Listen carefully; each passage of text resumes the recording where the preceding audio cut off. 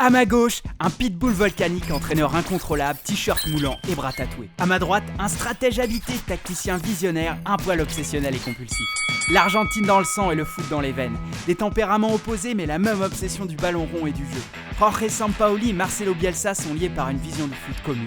Dans leur parcours mouvementé s'est tissée une filiation mystique et intense qui questionne toujours plus à l'heure où Sampaoli s'apprête à retrouver l'Europe dans une ville toujours bercée par le souvenir nostalgique du passage du maître Bielsa. Des pelouses d'Amérique du Sud aux bancs européens entre conception du jeu et philosophie de vie, en quoi le Sampa est un peu plus qu'un disciple du professeur Bielsa. Abonne-toi à Megafoot, le meilleur du foot en vidéo. Rosario, début des années 90. Marcelo Bielsa prend en main le club des Newell's Old Boys. Ses idées très tranchées sur un foot de passion et de plaisir séduisent les dirigeants des Rojinegros.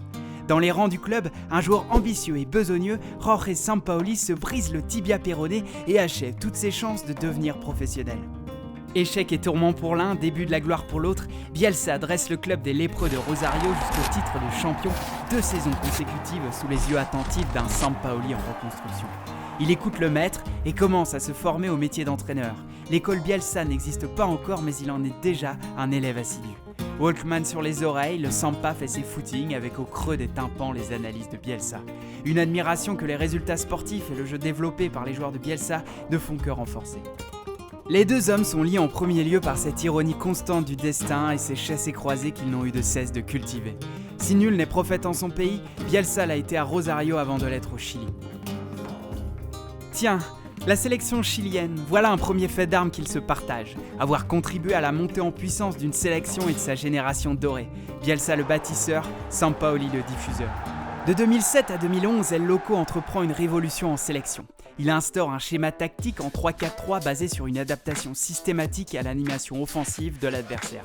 Pour cela, une grande flexibilité au milieu de terrain est nécessaire.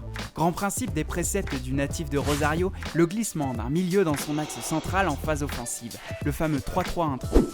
Bielsa s'appuie sur un trident au milieu capable de se disloquer en fonction des phases. Chacun vient alors s'insérer dans une ligne différente et créer au besoin déséquilibre ou couverture. 2 joueurs deviennent alors clés dans la fluidité des projections. Un relayeur devant la défense, le Cinco à la Bielsa, et un meneur de jeu créatif et plus offensif. À la Coupe du Monde 2010, le Chili éclabousse la planète foot par une véritable identité sur le terrain. La grinta chez des joueurs aspirés par le ballon, investis dans un pressing agressif constant. Bielsa lance au Chili une révolution du jeu qu'il laisse à la dérive en démissionnant début 2011 dans un contexte extrasportif tendu. 1 an et demi plus tard, le disciple Jorge récupère la sélection au sortir d'une année fantastique au club d'Universidad de Chile et ressort des placards les idées bielsistes abandonnées par son remplaçant Borghi. Il installe Marcelo Diaz dans ce poste du Cinco à la Bielsa, relayeur créatif et mobile dans un 3-4-3 et son milieu en losange propice aux projections offensives. L'élève emboîte le pas au maître. Sampaoli s'évertue à l'instar de Bielsa à fonder son animation sur le contrôle perpétuel du ballon. Pressing haut et agressif à la perte, une récupération voulue en moins de 7 secondes, circuit court et au sol à la relance. Les latéraux jouent également un rôle essentiel à la création d'un déséquilibre offensif salvateur. Le gardien se doit d'être habile au pied pour se muer en premier relanceur. Ces deux Chili reposent sur les mêmes bases, le même langage commun. ¿Entienden esa jugada, muchachos? Eso, así, si vos mirás los goles del campeonato. Si filiation il a entre le Sampa et El Loco, c'est aussi parce qu'ils parlent les mêmes langages football de l'Argentine et ses écoles du foot. La salida la volpiana, les circuits offensifs ménotistes, des emprunts, des interprétations tactiques similaires de discours employés ailleurs. L'élève donne un sens au travail du maître en offrant au Chili la première Copa América de son histoire en 2015 sur son sol. Après une Coupe du Monde 2014 réjouissante et spectaculaire, le Chili solide et habité par une mission se hisse jusqu'en finale de sa compétition. Personne ne pourra les arrêter. Les deux hommes partagent aussi une rigueur et une passion du foot outrancière, viscérale. Cette expression du foot qui les associe l'un à l'autre tient certainement plus en l'élaboration qu'en son expression d'ailleurs. Ils placent l'analyse vidéo des adversaires au centre de leur démarche tactique.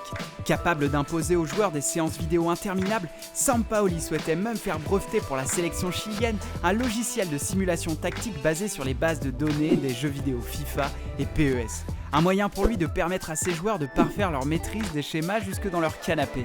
Bielsa et sa légendaire collection de 7000 VHS n'a qu'à bien se tenir. Sampaoli est bien un bourreau de travail qui n'en attend pas moins de ses joueurs. Ils sont d'ailleurs prêts à toutes les dérives pour avoir un coup d'avance sur leur adversaire. En 2014, à l'occasion du mondial brésilien, Sampaoli missionne un de ses hommes de main pour espionner ses adversaires en poule, notamment l'Espagne. Casquette sur la tête, t-shirt de l'Espagne sur le dos, Francisco Varela assiste aux entraînements des concurrents dans l'anonymat d'un espion qui se respecte et prend des notes pour le Sampa. Une méthode qui porte ses fruits puisque l'Espagne est terrassée par ce Chili conquérant. Tiens, Bielsa lui aussi s'est fait remarquer pour les mêmes frasques, lorsqu'à Leeds, un de ses adjoints assiste à l'entraînement de Derby County. Peut-être pas professeur et disciple, mais au moins aussi fantasque l'un que l'autre. Adaptation. Voilà un mot que Bielsa place au centre de ses discours. Avant chaque match, son 11 se mute pour contrer le schéma de l'adversaire. Une notion qui impose aux joueurs une polyvalence cruciale pour satisfaire le professeur Marcelo. En bon élève, Sampaoli approche également les matchs sous le prisme de son adversaire, mais il pousse la démarche beaucoup plus loin. C'est ce côté obsessionnel qui lui coûtera son éviction de la sélection argentine après un mondial 2018 décevant. Des systèmes plein la tête pour parer à toute éventualité. Une flexibilité plus outrancière que le loco lui-même que les joueurs de l'Albiceleste ne pourront pas digérer. Trop de systèmes à imprimer pour trop peu d'équilibre et de résultats. Un échec non sans rappeler celui de son maître, 16 ans plus tôt, au mondial 2002 avec une élimination incompréhensible de l'Albiceleste au premier tour. Le destin semble une fois de plus les lier l'un à l'autre. Habités par des visions du foot tranché, transpire en eux une nécessité de transmettre, aux jeunes joueurs qu'ils souhaitent former ou à leurs collaborateurs. C'est peut-être là que les deux hommes divergent le plus. Quand Bielsa n'hésite pas à donner des leçons de coaching en conférence de presse et à participer à des colloques sur ses grands principes tactiques, Sampaoli est lui connu pour être plus frileux et suspicieux. Ses principes doivent rester au chaud. Un silence qui tranche avec son tempérament volcanique aperçu au bord des pelouses. Il n'hésite pas à de nombreuses reprises à interdire les dispositifs d'enregistrement pour les journalistes en conférence de presse. Un brin loco, le Sampa. Argentine, Chili, Espagne et maintenant la France, tant de pays qui auront pu voir le maître et son disciple successivement s'exprimer. Ils semblent bien partager à leur manière une vision romantique et passionnée du foot. Deux attitudes en décalage pour transmettre un même rêve, celui d'un foot qui déchaîne les foules par le spectacle sur le pré, qui préfère une défaite vaillante à une victoire frileuse. On notera que le Sampa, même s'il en montrait l'envie, pourrait difficilement s'émanciper pleinement de Tonton Bielsa. Merci d'avoir regardé notre vidéo. N'hésite pas à nous dire en commentaire si tu crois que l'aventure marseillaise de Sampaoli sera aussi réjouissante dans le jeu que celle de Marcelo Bielsa. Si tu as kiffé, tu peux aussi parler de notre chaîne autour de toi, aimer et partager. À très vite pour une nouvelle vidéo. Ciao!